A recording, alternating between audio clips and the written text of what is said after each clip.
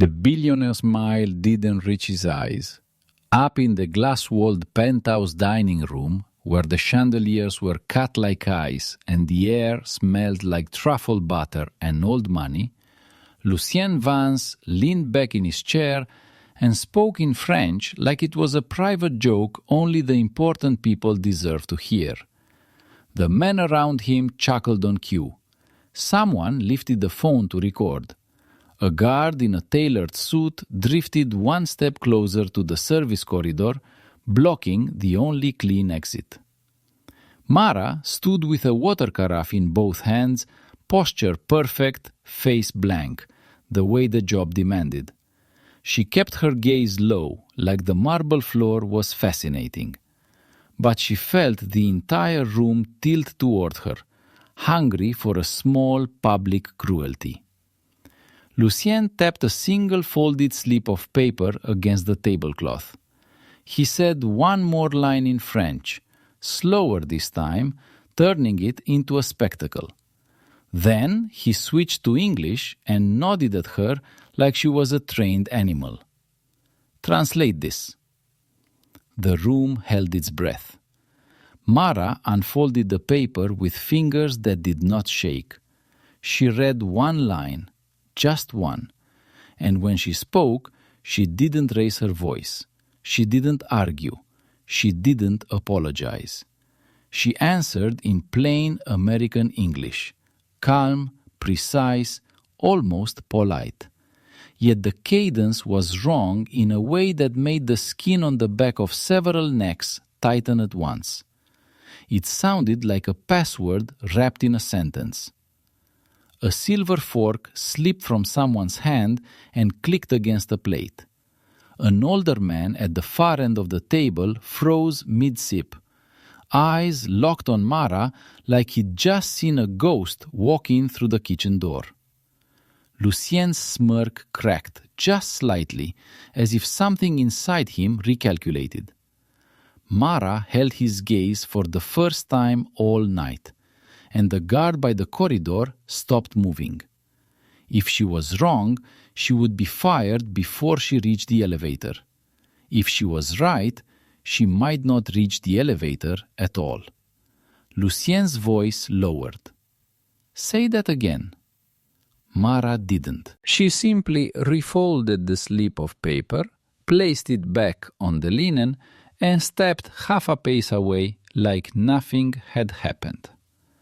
And the silence that followed wasn't the silence of rich people being entertained. It was the silence of men recognizing jurisdiction. 2 hours earlier, Mara had been invisible on purpose. The service elevator opened onto the penthouse level with a soft, expensive chime. The hallway outside didn't look like a restaurant corridor. It looked like the lobby of a private bank. The carpet swallowed footsteps. The walls were art, minimal, sterile, untraceable. The lighting was warm in a calculated way, like someone had paid a consultant to design comfort. Mara stepped out wearing the same black uniform every server wore up here. Crisp shirt, black apron, hair pulled tight. No jewelry, no perfume. Nails short, nothing that could be grabbed, nothing that could be remembered. She was 26 and looked younger when she kept her shoulders rounded, her eyes down, her voice soft. That was useful. At the end of the hallway, a biometric reader blinked green as the maitre d' pressed his thumb to it. The door opened with a quiet seal release that belonged on a vault, not a dining room. Phones, he said without looking at her. Mara slid her battered phone into a velvet-lined tray beside the host's stand. There were 12 other phones in there already, arranged neatly as if the owners had surrendered them willingly. Each device had a small tag with a number, not a name. No exceptions? Mara asked, keeping her tone neutral. The maître d' finally looked up. His face was too smooth, too composed. He wore a suit instead of a restaurant jacket. His eyes weren't hostile, just measured, like he was evaluating whether her curiosity was accidental or dangerous. No exceptions, he said. Tonight is private. Mara nodded and moved past him into the prep corridor. The kitchen here wasn't loud. It was controlled. No yelling, no chaos. The line cooks moved like they'd been trained by someone who hated unpredictability. Even the knives sounded quieter against the cutting boards. Every station had a camera above it, except one. Mara spotted the dead lens immediately. The sous chef caught her looking and gave a small, almost imperceptible shake of the head. Warning, not reassurance. She didn't react. She went to the water station and started polishing glasses. The floor manager, Gavin, was waiting for her like he'd been timing her steps. He was handsome in the way insecurity sometimes was. Expensive suit, perfect hair, smile that never warmed his eyes. "Mara," he said, too friendly. "Water only tonight." "I'm on water most nights," she replied. "Not like this." He leaned closer, lowering his voice. "No talking unless spoken to. No eye contact. No opinions. No helpfulness. You understand?" Mara kept polishing. "Who's upstairs?" Gavin's smile tightened, then returned, bigger and faker. "High net worth." "That's not an answer," Mara said. His gaze flicked to her hands, to the way she held the glass by the stem like she'd been taught by someone who cared. He softened his voice, as if that would make what he was saying feel like advice instead of a threat. "It's a closed dinner, a private group, the kind of people who don't like mistakes. I'm trying to keep you employed." Mara set the glass down. "Is there extra security?" Gavin's eyes narrowed for a fraction of a second. Then he laughed quietly, like she'd told a joke. "Security is for everyone's comfort." She didn't smile back. As she filled the ice well, she listened. Not in a dramatic way, just in the way you listened when you'd spent too many years learning that information was the only weapon you could carry without getting searched. A pair of men in suits walked past the prep corridor without acknowledging the staff. Not restaurant security. Their earpieces were too discreet. Their shoes were too practical. One had the posture of someone used to doorways and corners. "Corridor deal is fragile," the first one said, not quite whispering. "Only if the letter doesn't land," the second replied. Mara kept her eyes on the ice, but her mind locked onto the phrasing. Letter, corridor, fragile. Those weren't dinner words. Those were transaction words. A tray of amuse-bouche went out. A bottle of champagne arrived in a silver bucket with a label that meant nothing to Mara except that it cost more than her rent. Someone in the kitchen mentioned a name, quietly, respectfully, like it could bite. "Vance is early." Mara's fingers paused on the towel. Lucien Vance. Even outside this building, the name traveled with a particular kind of hush. He was a billionaire on paper, a fixer in reality, the kind of man who donated to hospitals and buried people without ever being seen near a shovel. Gavin appeared again, sudden and close, like he'd been watching her. "You hear that name," he said softly. "You keep your head down." Mara met his eyes for a beat, just long enough to make him uneasy, and then looked away. "I always keep my head down," she said. "That's good." Gavin exhaled as if he believed he'd won. Because if Mr. Vance notices you for the wrong reason, you don't get fired. You get erased. Mara felt the words land in her chest like a familiar weight. Erased. She dried her hands and adjusted the band of her apron. Under the cuff of her left sleeve, a strip of skin-colored tape held something flat against her wrist. Not a weapon, not even close, just a tiny rectangle of plastic and metal that would mean nothing to the wrong person and everything to the right one. She checked it without looking like she checked it. Then she picked up the water carafe and walked toward the dining room, practicing the expression she wore when she needed to be overlooked. Patient, blank, harmless.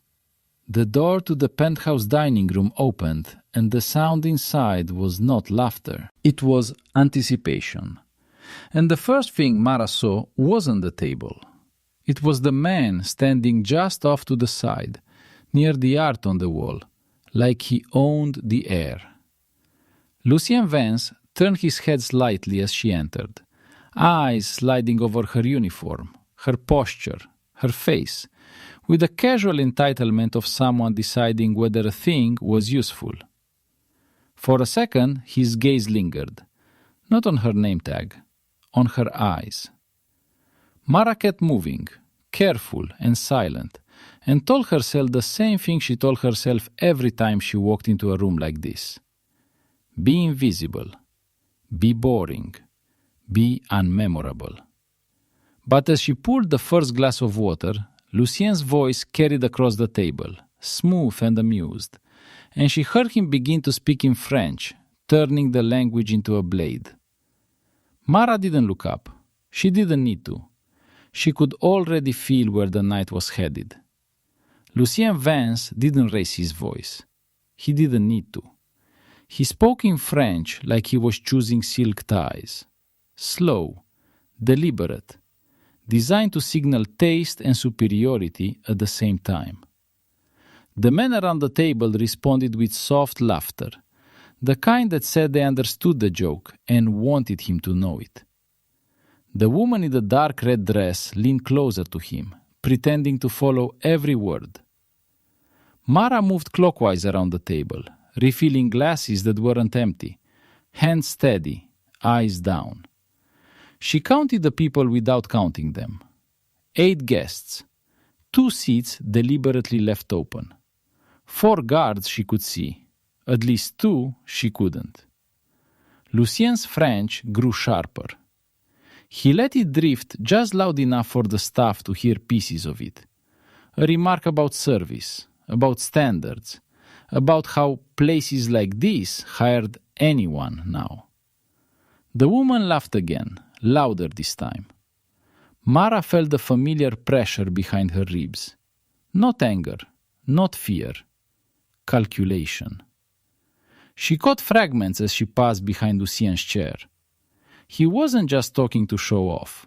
He was baiting, turning language into a filter, a way to separate the room into those who belonged and those who didn't. That kind of man always wanted an audience. A hand tapped the table twice.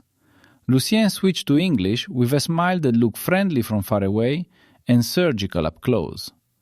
"Tell me," he said to the group, "do you know what I enjoy most about private dinners?" No one answered. They waited. "Efficiency," Lucien continued.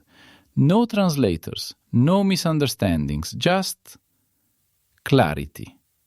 His eyes flicked to Mara, then away again, as if she were a lamp or a painting. Mara placed a glass in front of the quiet man with prison calm. He didn't thank her. He didn't look at her. But his fingers brushed the base of the glass in a way that wasn't accidental. 3 taps. Pause. 1 tap. She didn't react. The maître d' appeared at her shoulder, close enough that his breath warmed her ear. "Stay on this side of the table," he murmured. "Mr. Vance prefers symmetry."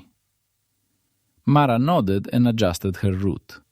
Lucien resumed speaking in French, this time telling a story.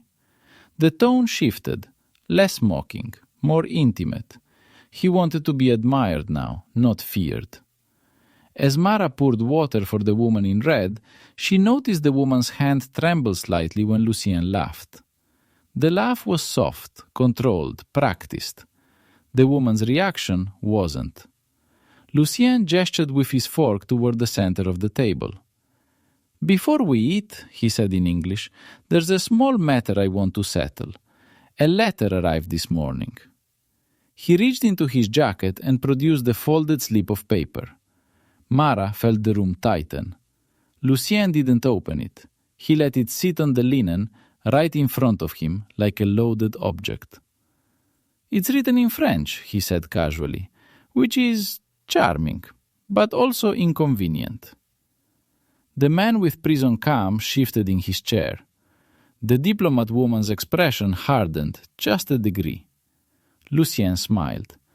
"I thought we could make a game of it." He looked around the table. "Any volunteers?" No one spoke. Lucien sighed theatrically, then glanced at Mara again, this time openly. "You," he said, pointing with the tip of his fork. "You've been hovering all night. Do you speak French?" The question wasn't loud. It didn't need to be. Mara felt every eye turn toward her. She kept her expression neutral. "A little," she said. The woman in red laughed. "Of course she does." Lucien's smile widened.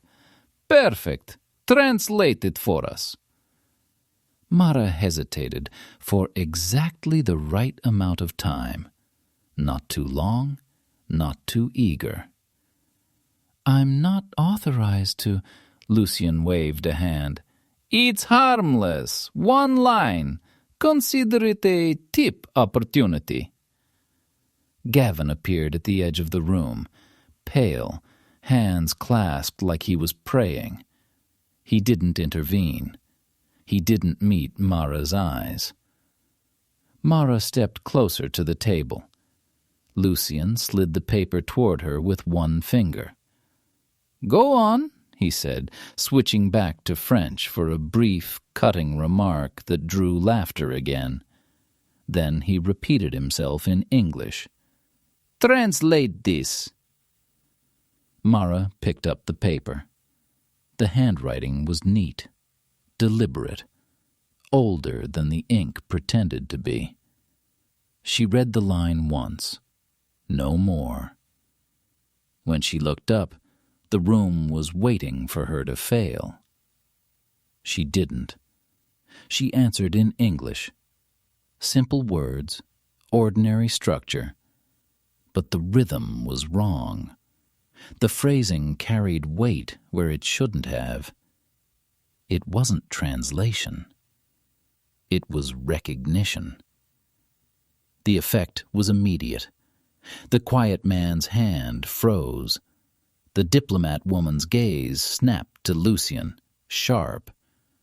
A guard near the wall shifted his stance, then stopped. Lucien's smile faltered just for a breath. "Again," he said softly. Mara folded the paper and placed it back where it had been. "No," she said, just as softly. The silence that followed was not polite. Lucien leaned forward, studying her like a puzzle that had just changed shape. "Where did you learn that way of speaking?" he asked. Mara met his eyes. "At work." A muscle jumped in Lucien's jaw. The woman in red opened her mouth to say something, then closed it when Lucien lifted one finger. "Sit," he said to Mara, gesturing to the empty chair beside him. Mara didn't move. Lucien smiled again, but now it was thin. That wasn't a suggestion. Around them, the guards waited for a signal that didn't come. Mara felt the tape at her wrist warm against her skin. She had been invisible for most of her life. Tonight, That was no longer an option. Mara didn't sit.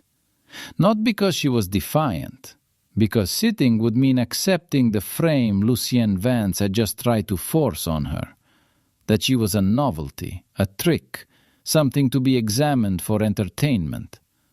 She stayed standing, hands folded in front of her apron, posture neutral. The kind of stillness that wasn't fear, but discipline. Lucien noticed. Interesting. Most people rushed to obey when he invited them closer. It was how they proved loyalty before they were asked for it. Mara didn't move an inch. "Didn't you hear me?" he said lightly. "I did," Mara replied. "I'm working." A few people at the table shifted, not because of the words, but because of the tone. It wasn't apologetic, it wasn't submissive, it was procedural. Lucien studied her again, slower this time. He took in the clean uniform, the lack of jewelry, the way she didn't fidget under pressure.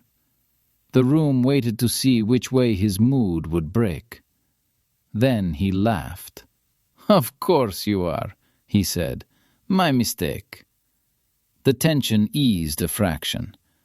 The woman in red smiled again, relieved. The guards relaxed back into their practiced poses. Lucien turned to the table. "You see why I hate translators?" he said. "They insert themselves between meaning and intent." Mara stepped back into motion, refilling a glass that didn't need it. She caught Gavin's reflection in a mirrored panel, his face tight, eyes flicking between her and Lucien like he was watching a knife juggle itself. Lucien leaned back in his chair. "Let's eat." Plates arrived, quietly, perfectly timed. No one spoke while the first bites were taken. This wasn't a dinner, it was a ritual reset. As conversation resumed, it shifted, no longer casual, no longer playful. The French stopped. English took over. Clear, direct, transactional. Mara listened. They spoke about shipping schedules without saying shipping. About weather patterns that had nothing to do with weather. About delays that needed adjustment. The corridor again, the letter again. Lucien didn't mention the slip of paper, but he didn't move it either. It stayed exactly where it was, like a bookmark holding their place in the night. Mara noticed the empty seats. One was to Lucien's right, power position. The other was opposite him, balance. She noticed who hadn't arrived yet. As she passed behind the quiet man with prison calm, he spoke without looking at her. "You shouldn't be here." "I know," Mara said. "You don't," he replied. "Not like this." She paused just long enough to acknowledge him. "I do." He finally looked up at her then. Really looked. His eyes weren't curious, they were assessing. "Did he recognize you?" he asked. "Yes," Mara said. "And?" "And he thinks he's still in control." The man exhaled through his nose. "They always do." Lucien watched the exchange with interest. "Friends of yours?" he asked. Mara met his gaze. "Customers." He smiled. "Careful, language like that gets expensive." Lucien lifted his glass. "To clarity," he said. They echoed him. Mara didn't. She moved back toward the service corridor, aware now that every step was tracked, every choice weighed.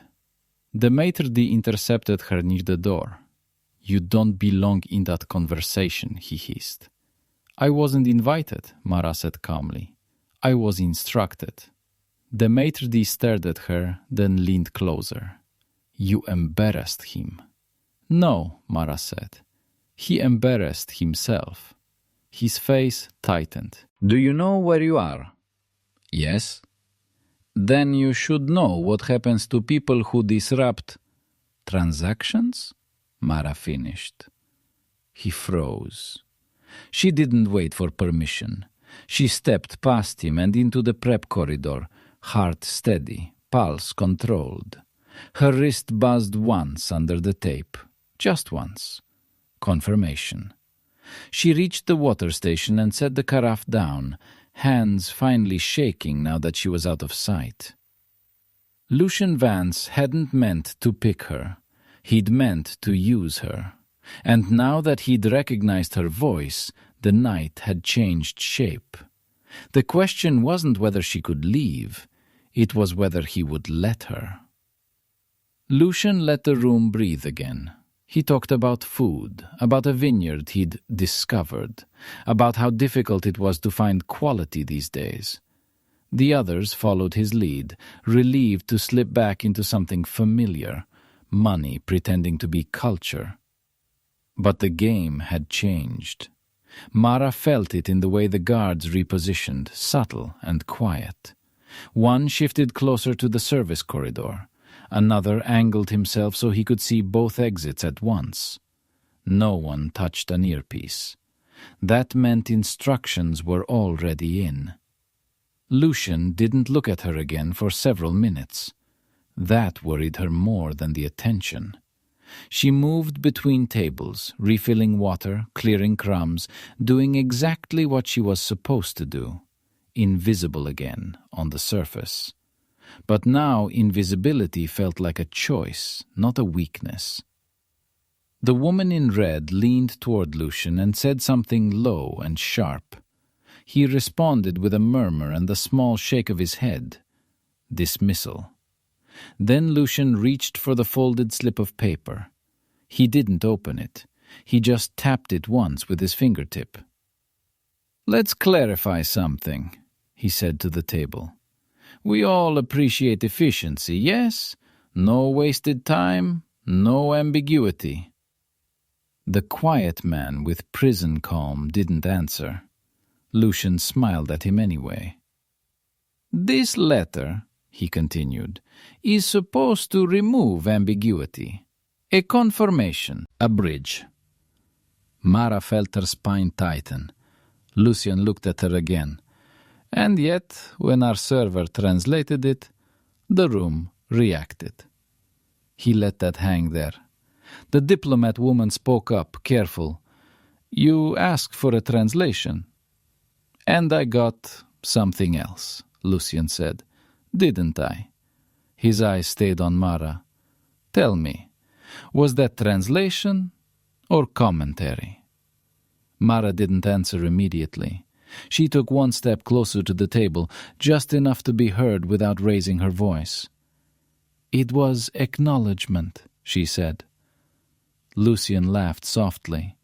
"Acknowledgement of what?" "Of intent." The room went still again. Lucien leaned back, studying her like she'd just placed a piece on the board he hadn't seen coming. "Intent," he repeated. "That's a big word for someone on water duty." Mara nodded once. "You chose it." Lucien's smile thinned. "I chose a translation." "You chose an audience," Mara said. No one spoke, not even the woman in red. Lucien's gaze flicked around the table, checking faces, measuring loyalty, measuring risk. When he spoke again, his voice was lighter, almost playful. "Let's assume," he said, "that our waitress is more educated than she appears." A few people smiled politely. "Let's assume," he continued, "that she's heard things she shouldn't have. That happens in rooms like this." His eyes sharpened. "The question is whether she understands consequences." Mara felt Gavin watching from the edge of the room, terror barely contained. "I do," she said. Lucien raised an eyebrow. "Then you'll sit." This time, it wasn't phrased like a courtesy. It was containment. Mara looked at the empty chair beside him, then at the other empty chair across the table, the one that balanced power. She chose neither. "I can stand," she said. Lucien's jaw tightened. For a brief moment, irritation leaked through the polish. Then he masked it again. "Fine," he said. "Stand." He turned to the table. "We'll proceed." The conversation shifted, sharper now. Numbers surfaced, stripped of metaphor.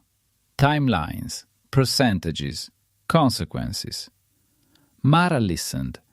She caught the inconsistency when Lucien referenced a port authority that no longer existed. She noticed the diplomat woman flinch when a date was mentioned. She saw the prison-calm man's fingers tap out a pattern on the table, the same one he'd tapped near her glass earlier. 3 taps. Pause. 1 tap. A question. Mara didn't answer it yet. Lucien finished his wine and set the glass down with finality. "Bring dessert," he said, "and coffee." As plates were cleared, he added casually, "And don't go far." Mara inclined her head. Of course. She turned toward the service corridor, heart steady, mind racing. He was circling now, tightening space, preparing to isolate. The maitre d' intercepted her again, face pale. "What did you do?" "Exactly what he asked," Mara said. "You don't understand," he whispered. "If he decides you're a problem, then he'll solve me," Mara finished. She met the maitre d's eyes and for the first time let a trace of something real show. Not fear, not arrogance, certainty. "I've already been solved," she said. "Once." She stepped past him and into the corridor. Behind her, in the dining room, Lucien Vance watched her go and finally accepted what his instincts had been telling him since the moment she spoke. This wasn't a waitress who knew too much. This was a variable, and variables had to be controlled. Dessert arrived like a pause button. Porcelain plates, precise spacing, a chocolate construction that looked engineered rather than cooked. Coffee followed in cups so thin they felt fragile just looking at them. Lucien waited until everything was placed before speaking again, letting the ritual reset the room. Mara stood where she'd been told to stand, half a step behind Lucien's chair, close enough to hear everything, far enough to remind her she didn't belong. "Before we finish," Lucien said, stirring his coffee without drinking it, "I want to clear the air." No one interrupted him. "I invited you here to finalize terms," he continued. "I dislike surprises. Tonight I've had one." His eyes lifted to Mara. "You." The woman in red shifted uncomfortably. The diplomat woman's lips pressed into a thin line. The quiet man didn't move at all. Lucien gestured toward the folded slip of paper. "That response you gave earlier," he said. "It wasn't a translation." Mara didn't correct him. "It was a signal," Lucien went on. "Not for me, for them." He swept his gaze around the table. A few people looked away. One didn't. Lucien smiled again, slow and deliberate. "Which means you expected an audience who could hear it." Mara finally spoke. "I didn't expect anything." Lucien chuckled. "That's the first lie you've told tonight." A guard took a subtle step closer. Another drifted toward the service corridor again, sealing space without making a show of it. Lucien leaned toward Mara, lowering his voice. "Tell me something," he said. "Did you come here by accident?" Mara met his eyes. "No." That landed harder than a denial would have. Lucien straightened. "Good, then we can be honest." He turned to the table. "Our server has knowledge, not the academic kind, the operational kind. The sort you don't pick up unless someone teaches you, or unless you survive it.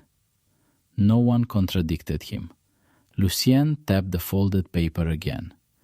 This letter is supposed to authorize a corridor. It's supposed to tell us that a certain problem has been handled.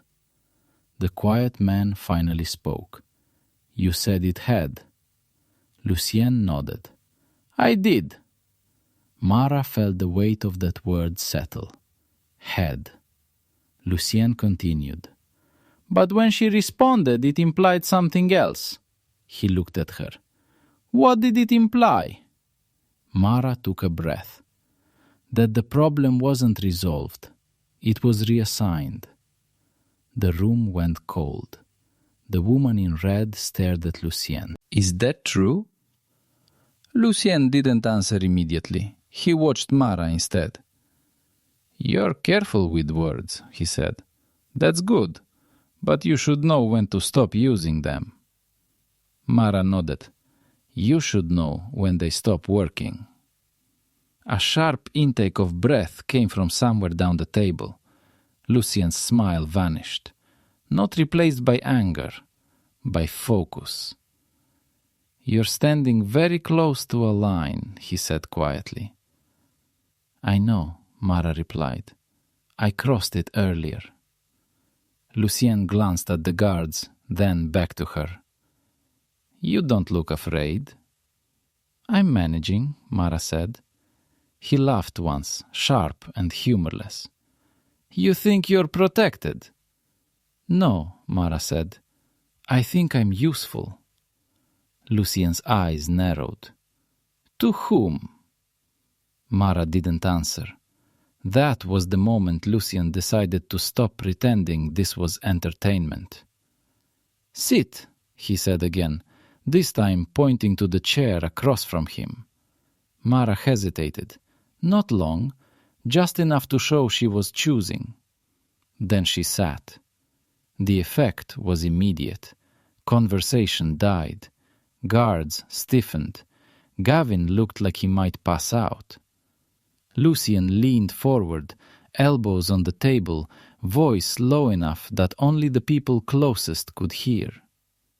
Now, he said, you're going to tell us who taught you that dialect. Mara folded her hands on the table. No. Lucien smiled without warmth. That wasn't a request. I know, Mara said. Lucien's gaze flicked to the quiet man. You hear this? I do, the man replied. And I'm listening, he said. Lucien exhaled slowly. You're all listening to the wrong thing. He turned back to Mara. Last chance. Names, places, dates. Mara met his stare, unblinking. You already have all three. Lucien froze. She continued, calm. That's why you hired me into this building under a false background check. That's why you put me on this floor tonight. And that's why you tried to humiliate me in a language you thought would corner me. The room erupted in murmurs. Lucien's face hardened. You think I hired you? Mara nodded. Indirectly. Lucien laughed again, but this time there was something sharp under it. You give me too much credit. Do I? Mara asked. Then why did your people scrub my file 3 weeks ago? Silence. Lucien didn't look at anyone else. He didn't need to. You came prepared, he said. Yes, Mara replied. So did you. Lucien leaned back, eyes dark. Then let's stop pretending this is dinner. He set his coffee cup down with a soft click. Tell me, he said, what you think you're auditing. Mara felt the tape at her wrist warm again. The night was finally moving where it had always been headed. Lucien didn't answer right away. He leaned back in his chair, fingers steepled, eyes locked on Mara, like he was recalculating the cost of a mistake he hadn't planned to make. Around them no one spoke. Even the clink of cutlery from other tables had stopped. The room understood that something irreversible was unfolding. "Audit," Lucien repeated at last, tasting the word. "That's a dangerous fantasy." Mara didn't raise her voice. "So is thinking you're untouchable." The diplomat woman shifted in her seat. "Lucien," she said carefully, "what is she talking about?" Lucien lifted one finger without looking at her. She stopped mid-sentence. "She's talking about leverage," Lucien said.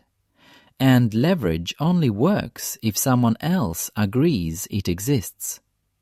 He turned back to Mara. "You walked in here wearing an apron. No badge, no authority, no protection I can see." "That's correct," Mara said. Lucien smiled thinly. "Then you have nothing."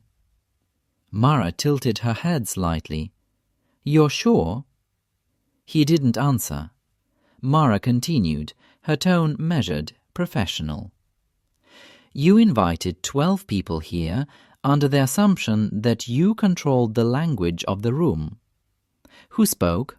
Who understood? Who mattered?" She glanced around the table. "That assumption is why this worked." The quiet man leaned forward for the first time.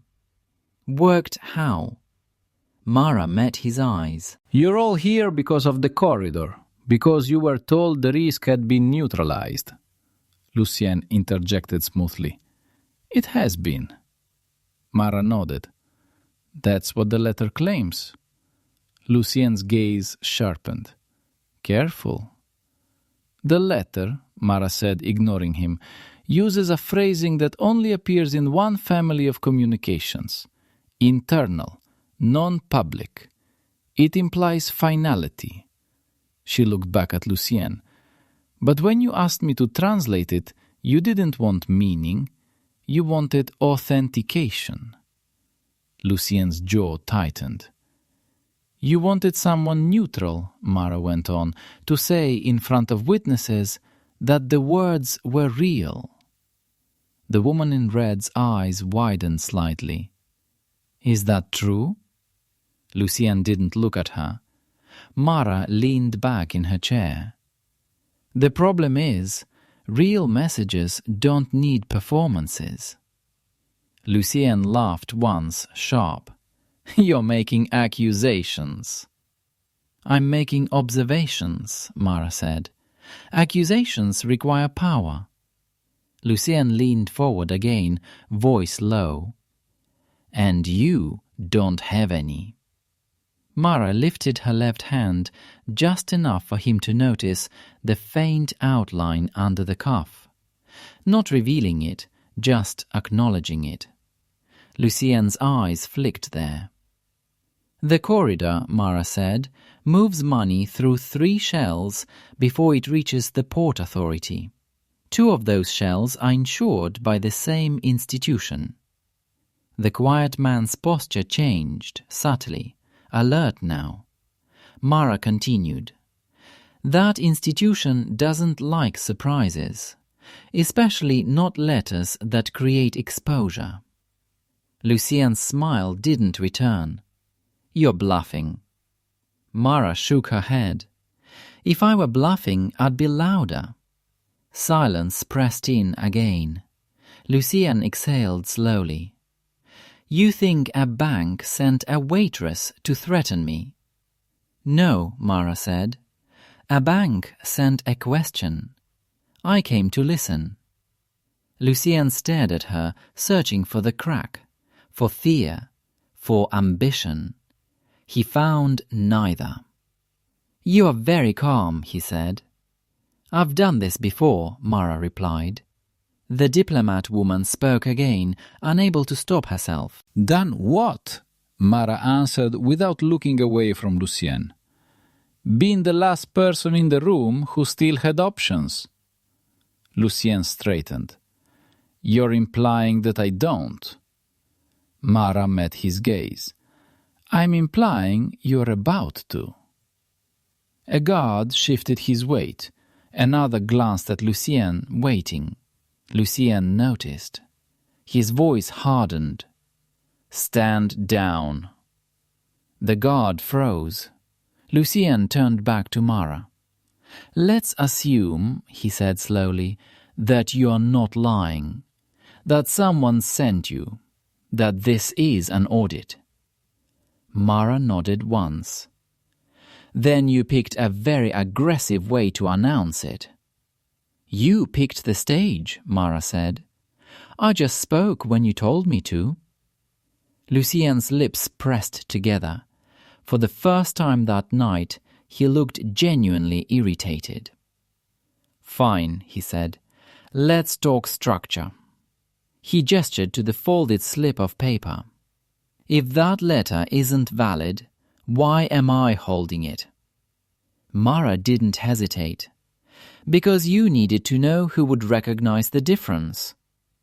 Lucien's eyes narrowed. And now you do. The quiet man exhaled slowly. Lucien, he said, we need to pause. Lucien shot him a look. We're not pausing anything.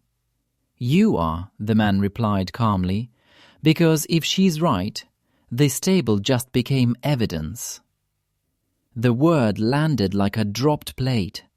Lucien looked around the table.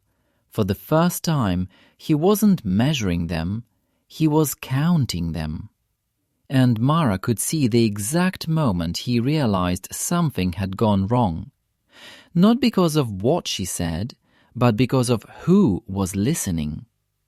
Lucien didn't like pauses. They took power away from him, redistributed it across the room where anyone could grab a piece. He stood slowly, the movement deliberate, forcing every eye back onto him. This is getting theatrical, he said. Let's simplify.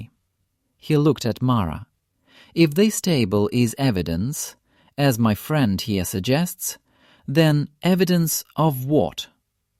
Mara didn't answer immediately. She glanced at the diplomat woman, then at the man with prison calm, then at the others, watching who avoided her eyes and who didn't. Of forgery, she said, of misrepresentation, and of intent to transfer risk. Lucien scoffed. You're describing half the global economy. Mara nodded. True, but not with this phrasing, not with that letter. She reached for the folded slip of paper. Lucien didn't stop her. That alone was a tell. Mara didn't open it. She didn't need to. The line you wanted translated, she said, isn't meant to be read aloud. It's meant to be recognized.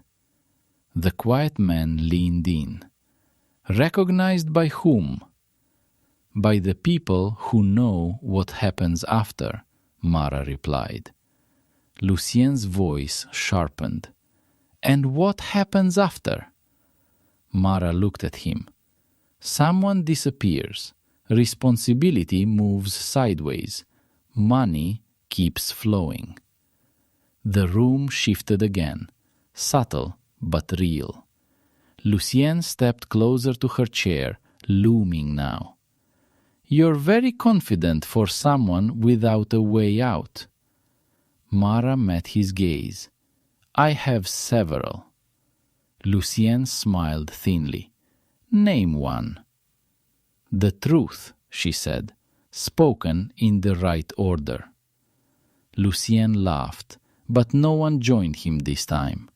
The diplomat woman finally broke. Lucien, if there's even a chance this letter isn't clean, it is clean, Lucien snapped. Then prove it, the quiet man said. Lucien turned on him. "You don't get to—" "I do," the man replied calmly, "because if this is bad paper, I'm exposed too." Silence again. Lucien exhaled, forcing himself to slow down. "Fine," he said. "Let's interrogate the waitress." He looked at Mara. "Who sent you?"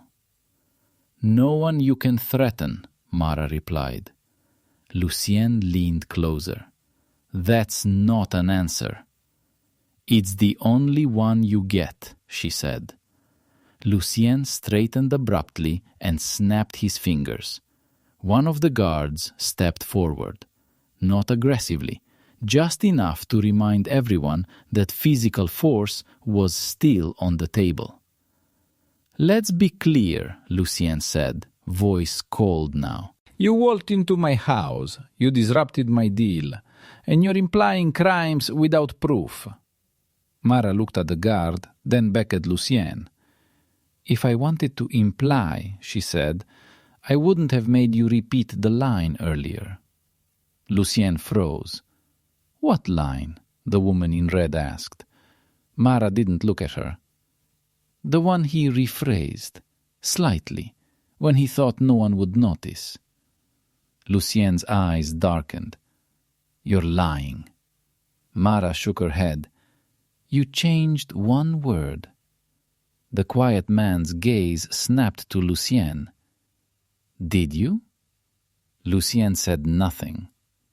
Mara continued, voice steady. "That word shifts responsibility. It turns confirmation into instruction."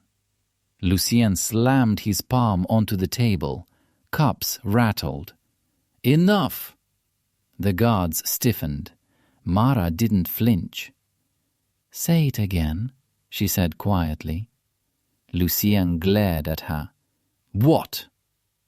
"The line," Mara said. "Say it exactly as it appears, in front of everyone." The room went dead still. Lucien understood the trap immediately. If he refused, he looked guilty. If he complied and got it wrong, he confirmed everything she'd implied. For the first time that night, he hesitated. Mara leaned back slightly. "You wanted me to translate," she said. "Translate yourself." Lucien's jaw clenched. His eyes flicked around the table, gauging loyalty, risk, consequence. Then he spoke.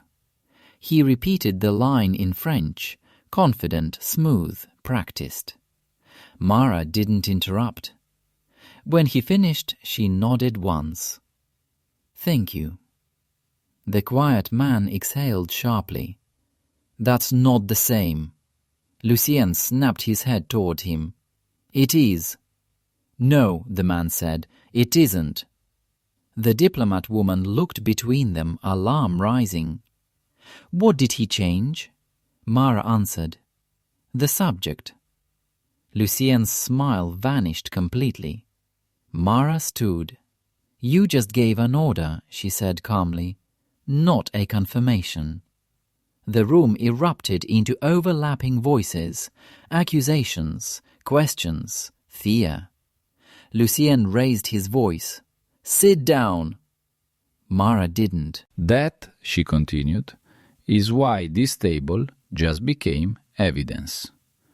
Lucien's gaze locked onto hers, cold and furious. "You think you've won?" Mara met his stare. "No." She lifted her wrist slightly. The tape buzzed again, longer this time. "I think we've reached the part where consequences arrive." Behind them, somewhere deep in the building, an elevator chimed and didn't open. The elevator chime echoed again. Once, then silence. Lucien turned his head toward the sound, just slightly, as if annoyed by a distraction. He didn't like being interrupted. He liked it even less when the interruption didn't ask permission. "What did you do?" he asked Mara. She didn't answer him right away. She was watching the guards. 2 of them had touched their earpieces at the same time. Not urgently, not panicked, confused. That was new. "The elevators are on a private loop," Lucien said, more to the room than to her. "They don't lock." Mara finally spoke. "They don't need to." Lucien's eyes sharpened. "You think you control this building?" "No," Mara said. "I think someone who controls your liquidity does."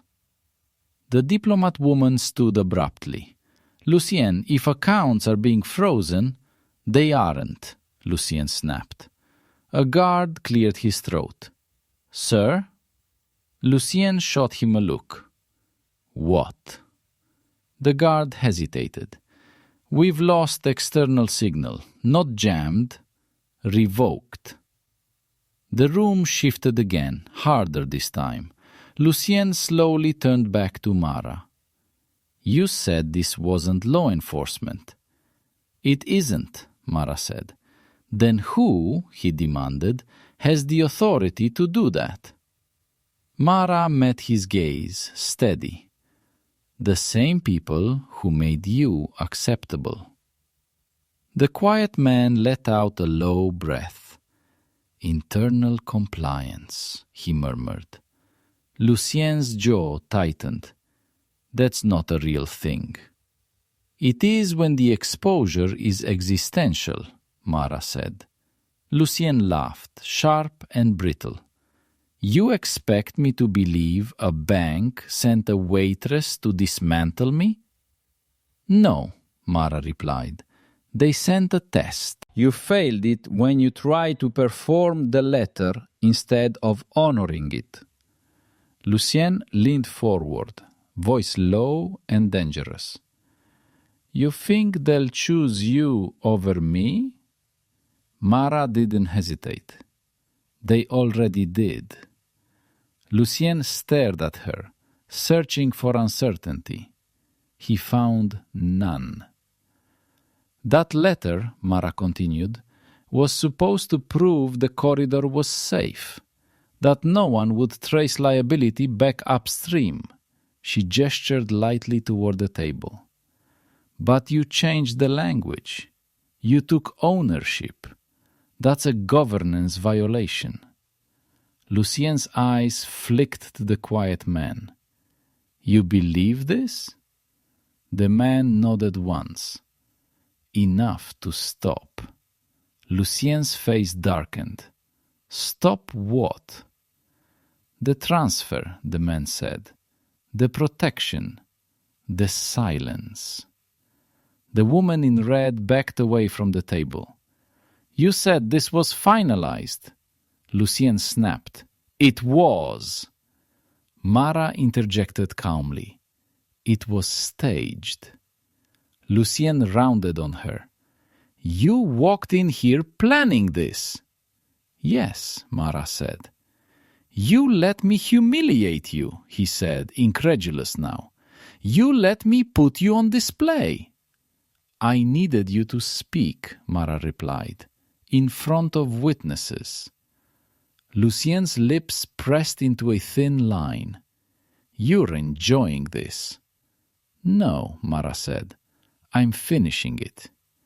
Lucien straightened, shoulders squaring. "You think I don't have contingencies?" "I know you do," Mara said. "That's why this isn't about arrest or force." She glanced at the guards again. One of them subtly shook his head at Lucien. "This is about consent," Mara continued. "And you just lost it." Lucien's voice dropped. "You think you can walk out of here?" Mara nodded. "Yes." Lucien smiled slowly. "You're wrong." Mara lifted her wrist fully this time, peeling the tape back just enough to reveal a tiny embedded device. No lights, no markings, already warm from use. Lucien recognized it. Not the hardware, the protocol. The quiet man swore under his breath. Lucien's smile vanished. "That's impossible," he said. Mara met his eyes. "You should have retired when you still controlled the language." The lights above the table dimmed slightly, not off, just enough to be noticed. A soft tone sounded from the center of the table. Lucien's phone, still sitting in the velvet-lined tray at the host stand, vibrated once. Then again. Across the room, phones began to vibrate in unison, one by one. No one answered them. They already knew. The vibrations stopped all at once. That was worse than the noise. Lucien stood perfectly still, eyes scanning the room as if looking for a physical threat he could neutralize. There wasn't one. No guns drawn, no men rushing in. Just 12 people realizing at the same moment that something fundamental had shifted. The quiet man reached for his phone when it was finally returned from the tray.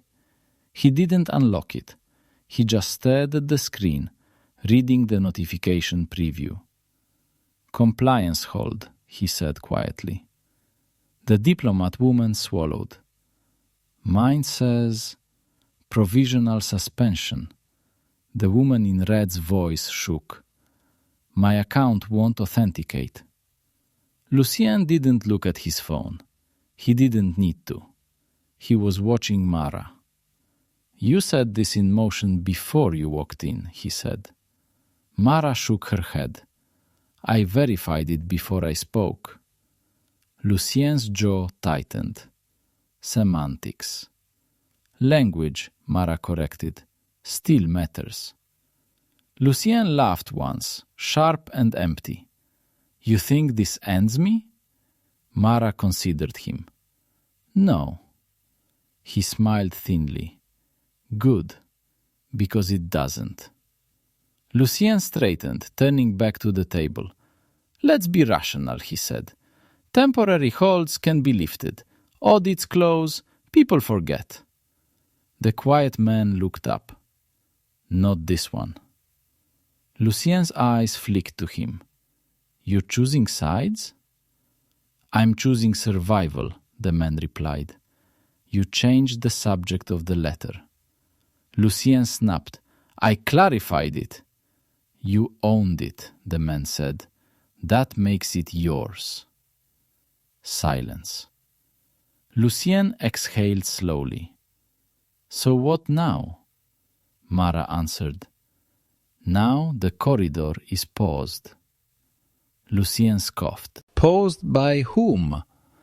"By consensus," Mara said. Lucien's eyes darkened. "You don't have it." Mara looked around the table. One by one, people avoided Lucien's gaze. That was consensus. Lucien's lips pressed together. He turned back to Mara. "You think you're safe?" "Yes," she said. "Because of them?" He gestured around the room. "They'll abandon you the moment you're inconvenient." Mara nodded. "I know." "Then why do this?" Mara didn't answer immediately. She looked at the folded slip of paper still sitting on the table. "Because that letter," she said, "was written by someone who never got to walk out of a room like this." Lucien watched her closely. "Personal," he said. "Yes," Mara replied. Lucien leaned closer, lowering his voice. "You could have sold this." "I did," Mara said, "just not to you." Lucien's eyes narrowed. "What did you get?" Mara met his gaze. "Closure." Lucien barked a laugh. "That's not a currency." "It is," Mara said, "when you're done running." Lucien straightened again, scanning the room. His guards stood ready but uncertain. Orders were coming through channels that no longer answered only to him. He looked at Mara one last time. "You realize," he said, "that this doesn't end tonight." Mara nodded. "It never does." Lucien stepped back from the table. "Then we're finished." He turned toward the private exit. A guard moved to open the door. It didn't open. The guard tried again. Nothing. Lucien stopped. Mara spoke calmly. "You're not detained." Lucien didn't turn around. "You're just no longer cleared." Slowly, Lucien faced her again. "That's a temporary condition," he said. Mara's expression didn't change. "Some conditions become permanent." The quiet man stood. "I'm leaving." Others followed. Chairs scraped softly. No one looked at Lucien as they passed him. The woman in red hesitated, then walked out without a word. In less than a minute, the table was empty. Lucien Vance stood alone in the penthouse dining room with a folded piece of paper and no one left to impress. Mara rose from her chair. She didn't hurry. As she walked toward the service corridor, Lucien spoke behind her. "You never answered my first question." She paused. "What did you really translate?" Mara turned just slightly. "Your mistake." Then she walked away. Mara didn't take the private elevator. She took the service route. Narrow hallway, scuffed baseboards, the quiet hum of machinery behind the walls. The kind of path no one remembered unless they'd used it themselves. The door closed behind her with a soft seal, and for the first time that night, the noise of the penthouse disappeared. She didn't rush. People always expected a dramatic exit. Running, relief, a glance back. Mara kept walking. In the prep corridor, the sous chef avoided her eyes. Gavin stood frozen near the host stand, face pale, hands shaking as he tried to reorganize the velvet phone tray like order could be restored by symmetry. You're done for the night," he said weakly. Mara nodded. "I know." The service elevator doors slid open without a sound. Inside, the mirrored walls reflected her uniform, her tired eyes, the faint crease between her brows that never fully smoothed out. As the doors closed, her wrist buzzed one final time. Clean exit confirmed. No congratulations, no thanks, just confirmation.